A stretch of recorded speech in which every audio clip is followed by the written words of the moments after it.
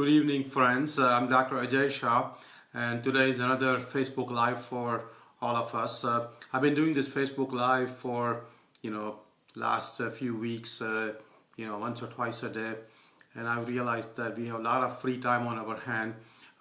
We are in all lockdown. Many of us are staying home, and we should invest this time into a growth.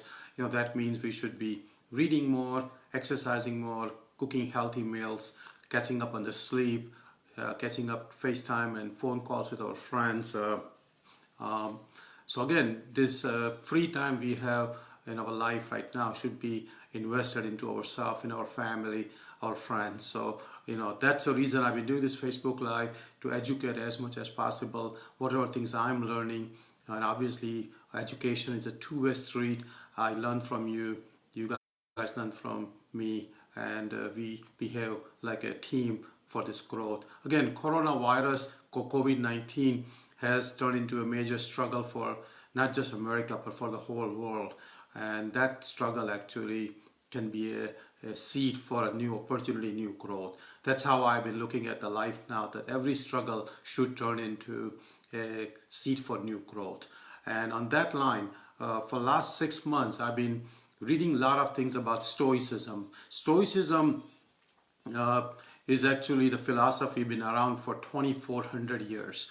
Many times when we hear about Stoic people, we actually misunderstand the Stoic people. Stoic people traditionally been called out as the people who are insensitive, people who are stubborn, people who don't have emotions. But that actually exactly wrong of what Stoic philosophy means. Stoic philosophy actually has been now proven to be one of the most wise philosophy to live by. And that's the reason I've been reading about Stoic philosophy for the last 6 months.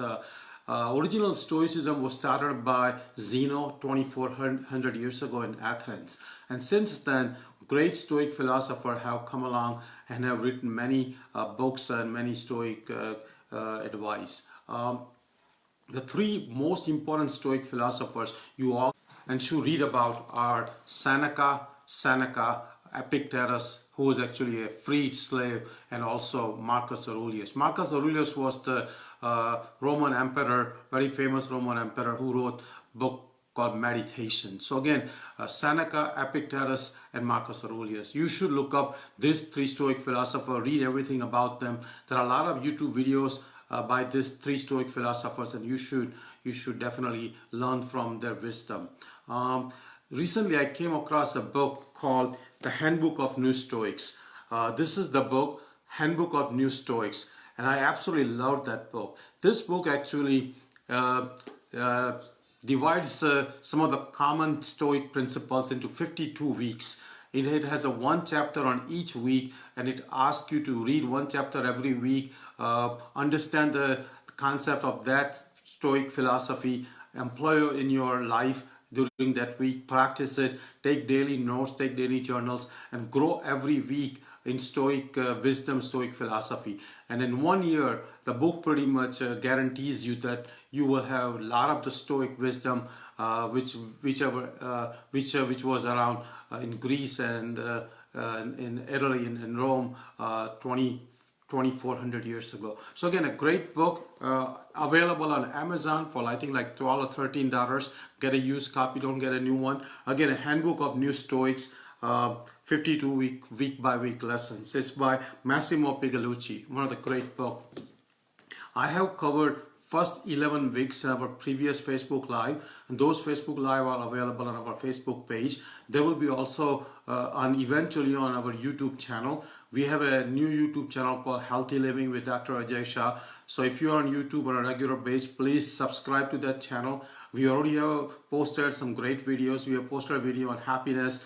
We have posted a video on how to get a better sleep. So go to YouTube, subscribe to our channel, Healthy Living with Dr. Aajay Shah. This video eventually will be on YouTube channel also.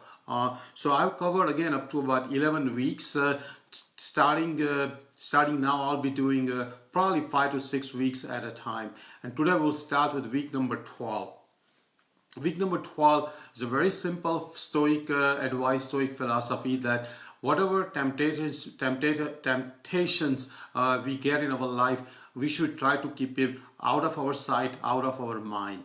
Again, whatever temptations you get in life, we should try to keep out of our sight, out of our life. To give you an example, if you absolutely love ice creams, which obviously is not very healthy, once in a while eating ice cream outside maybe a few times a year is okay, but you cannot eat ice cream every night. So if you love ice cream, which is not healthy for you, the way you would work with Stoic philosophy, that you will not just keep the ice cream at home. So again, keep all the temptations outside the sight and outside your mind, so you don't get talked into the temptation you have. Again, great example is not just having ice cream at home. For example, we don't have ice cream at home anymore. So that's one way of avoiding, and one way of not get talked into any temptations by your mind. So this was week 12. Week 13 is also a very important concept. We all know about it, but this was described in Stoic philosophy 2,400 years ago. And that concept is being a minimalist. You know, being a minimalist now is a new important thing to do in life. That means owning less, buying less, giving away the things which you are not using, and enjoying the experiences. We have covered this concept in our happiness video, that people who really want to be happy should enjoy more of experience, put their time, put their resources, put their money into experiences, like for example going on a vacation, going out for dinner with friends and having nice conversation, going to a library, going for a walk. Enjoy going for a golf game, going for skiing. Enjoy your time, money and resources into an experience, instead of just buying a big house or expensive car or expensive clothes. Those are something very fleeting. We call hedonic adaptations. Those things don't give you happiness for too long. It give you momentary transient happiness, but then that happiness fades away. So enjoy into experiences. And the way you can enjoy into experiences by becoming a minimalist. Have minimum things, give out the things which you're not using, and donate the money you save to some good charity. So again, being minimalist is another Stoic philosophy. The next week 14, is about goal setting. Goal setting has become a very popular topic now. Everybody wants to set goals. Everybody wants to set their missions. Everybody wants to set their priorities. So again, goal setting has become very important. In Stoic philosophy, they describe goal setting in a very, very practical and very effective and very physiologic way. So in Stoic philosophy, the way goal settings are described, that if you feel with your sincere assessment that the goals are impossible to achieve, do not go after those goals, which many times is exactly opposite of many of the motivational people say that go for those impossible goals. But in Stoic philosophy, they describe that with your sincere, honest assessment, if goals are impossible goals, do not go after them. So for example, if I set a goal of playing basketball in NBA, impossible goal, I should not have those goals. So try to know what goals are within your reach. And the next thing it says that don't go after the goals which are not virtuous goals. Virtue word has been described in Stoic philosophy in very detail. And there are four cardinal virtues. Wisdom,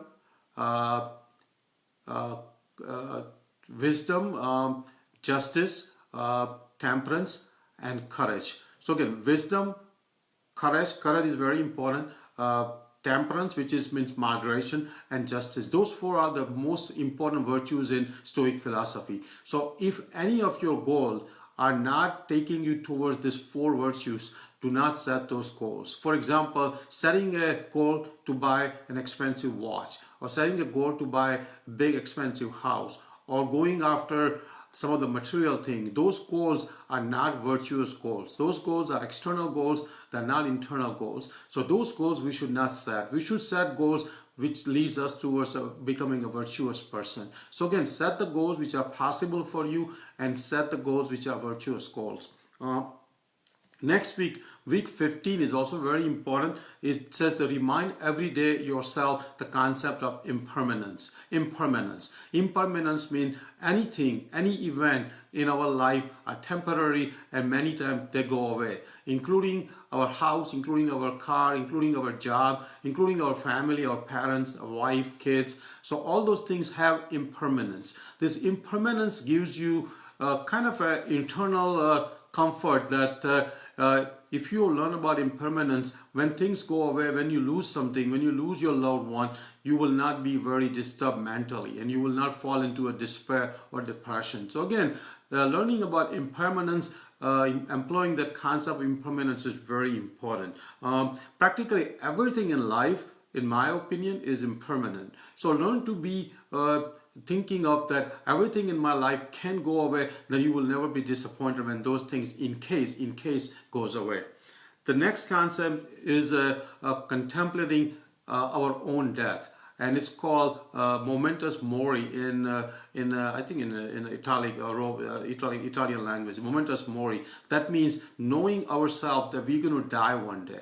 That concept leads to many good habits and good actions. When we know that our time is limited on this earth, we use our time wisely. We value our every day, every week, every month. We value the time with our loved ones. We value the time we give it to society. We value the time we give it to a workplace because we know our time is limited. So knowing that we're going to die one day, we are not immortal, we will start valuing the time in a very right way and very important way. So they said that you should have life in your years, not years in your life. So valuing time, living the life virtuously is very important, and that concept only can come when you appreciate that, when you realize that we all are immortal. A lot of people live life as if they are never going to die, and many times when they die on the last day of their deathbed, they have many regrets because they have many incomplete missions in life, many incomplete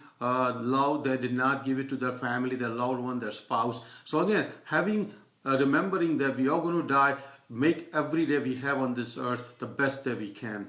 The next week is very important virtue. That very important virtue that says that very important principle that when you see a good virtue or a good quality in a person, whether it's your spouse, your kids, your parents, your friends, your co-workers, realize them, appreciate them, enjoy them, and thank them. For example, if you find somebody being very kind, immediately notice that, enjoy that kindness, learn from it, and immediately appreciate and express that word that that person is very kind.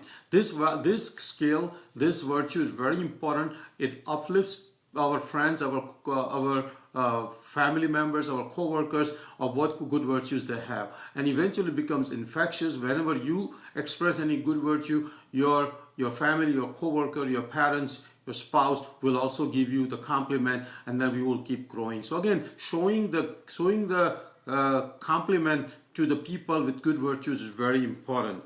The next week, week 18, is it's very simple. It says that keep your peace of mind in your mind always. So again, peace of mind is very important. Peace of mind. I essentially say stay calm and cool. Stay calm and cool. Have a mind of equanimity. That means in joy and sorrow, in good and bad, you keep your mind on an even keel level. Essentially staying very calm and cool. To give you an example, if you get stuck in the traffic, don't lose your mind. Don't get angry, because a person who is holding up the traffic probably had an accident, probably is not doing well. You are in a much better position than a person who got an accident and he's holding up the traffic.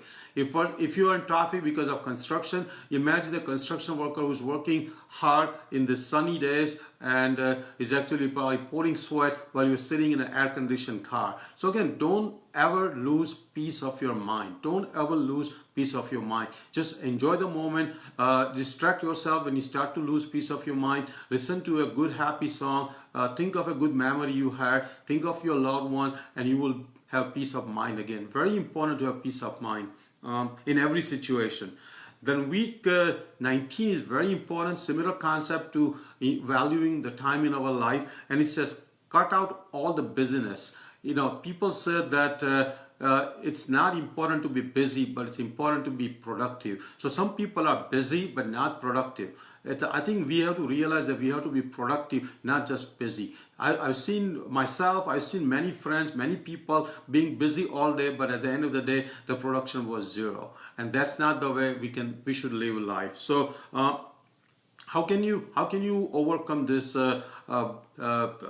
cut out the busyness principle? Always contemplate at the end of the day how your day went, what worked, what did not work, how should you plan your next day tomorrow, how should you plan your week, your month, your year, your decade. So again, if you contemplate how everything went and if you plan your life, you will cut out a lot of the unnecessary projects from your life, and you'll be freed up to have time for what you enjoy, what you need to grow on, which is either at work, with your family, with your spouse, with your loved one, with your parents, with your friends. So again, cutting out the busyness from life, which is not productive, is very important. The next concept is a very important concept. It applies to all of us, that speak little but speak well. So again, speak less but speak very well. And this is a very important skill. It says that wise people always speak less and listen more, and that's very important for all of us. People who are half knowledge actually are the most loud people in the room typically. People who are knowledgeable, people who have a lot of wisdom, people who are very advanced typically speak less. So again, remember, speak less, listen more, but when you speak substance. Speak accurately, speak precisely. Very important you remember that speak less, but speak very accurately, very precisely, very substantive. And again, speak less, listen more. Very important concept. Week 21 is very important. Week 21 is about choosing your friends well, choosing your company well, choosing your co-worker well, choosing your spouse well. Because they said that if you want to know about somebody's life, know what 5 friends they have, and they will know how their life is. So again, what friends we have, what company we keep is the way our life progresses, our life develops. So again, keep friends well. Best way to do is keep virtuous friends, keep not virtual friends, I meant virtuous friends, and keep friends who believe in life philosophy and life wisdom. So I think it's very important we have virtuous friends, we have friends who match our values, we have friends who elevate each other, we have friends who believe in wisdom, justice, courage, and temperance. So again, have friends which are quality friends. The next week is a very important week. Many of us sometimes cannot go with that, and that concept is rolling with the insults. Sometimes we feel like we were insulted either in a day, in a week, in our life, and we take it very personally. The way Stoic philosophy explains about insults is very simple. You have to assess whether the insult or the criticism is right or wrong. If the insult is right, and if the person is talking the right thing, that insult should be taken in a constructive way. You should work on it, you should improve yourself, you should try to not make that mistake. So if the insult is right, the person has a right to insult you, and you cannot take it personally. It's a learning opportunity, it's a learning mechanism. You should take that insult as a constructive criticism and not take it personally. If the insult is wrong, and if insult is done in a mean fashion, insult is done in a without any kind of base, then you don't need to worry about it, because those insults are not in your control. We have gone through the first concept of what is in your control, what is not in your control. If somebody is insulting you, it's not in your control. If the insult is without any base, if the insult is absolutely done in a mean fashion and without any kind of accuracy, then just ignore that insult. So again, if insult is right, learn from it, grow from it. If insult is wrong, forget it, move on, don't lose your mind on it. So very important how you roll with the insults. And I will do one more week, last week, week 23. And that week this is very important also. It applies to me, applies to all of us. And it says that don't speak too much about yourself. Don't speak too much about yourself. Typically, people who are accomplished, people who are advanced in their life, typically keep things about themselves very quiet. They don't boast about it. They don't go and advertise how good, how talented they are, how famous they are, how rich they are, how great of a body they have. So don't speak too much about yourself. I think this will keep you in a modesty. This will actually will not invite any jealousy, any envy, and you actually will have a much more peaceful, much more quiet life. Actually, they said that instead of boasting about yourself, let your actions, let your behavior speak for itself. So if you have a if you have a great knowledge about a topic, practice that knowledge yourself. Like if you have a great knowledge about healthy eating, show every time you meet anybody that you do eat healthy, you cook healthy. At parties, you pick up only the healthy dish. So speak what you are, what you believe in, instead of just telling people what you are and boasting about yourself. So this was week 23. We will end here. We'll do more weeks as we go. I'll cover all 52 weeks, probably in about 8 or 9 videos. These videos will be on YouTube eventually. Subscribe to our YouTube channel, Healthy Living with Dr. Aajay Shah. We will be doing another live at 8 o'clock tonight. That 8 o'clock live will be about substance abuse, including alcohol and smoking. So please stay tuned. I hope you enjoyed it. Like it, comment it. Let's learn together. Let's use this downtime very wisely. Thank you.